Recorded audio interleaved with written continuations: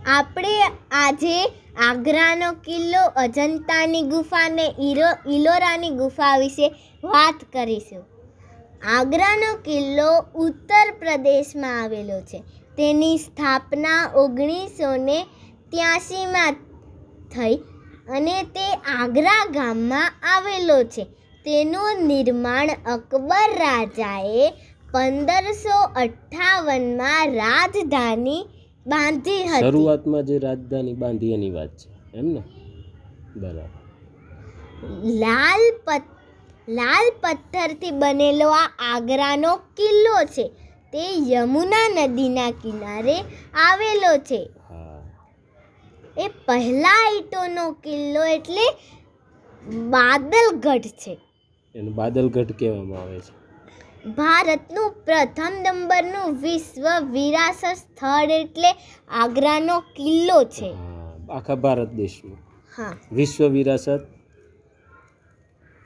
સ્થળ ગણવામાં આવે છે. સરસ. હવે આપણે જોશું અજંતાની ગુફા. અજંતાની ગુફા મહારાષ્ટ્રમાં આવેલી છે. મહારાષ્ટ્ર રાજ્યમાં.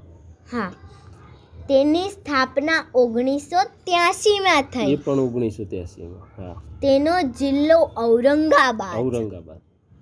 તેનું ગામ અજંતા,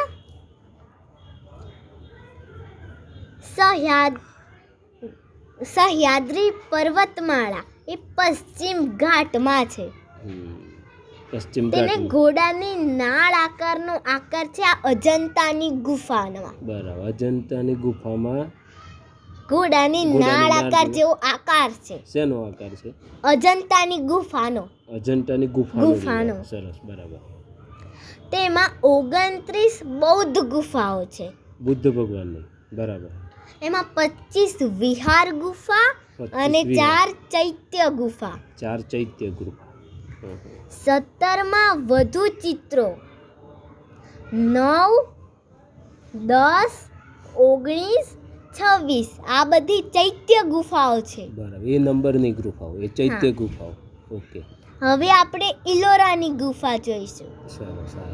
ઇલોરાની ગુફા પણ મહારાષ્ટ્રમાં જ આવેલી છે. તેની સ્થાપના 1983માં થઈ. 1983. તેનો જિલ્લો ઔરંગાબાદ.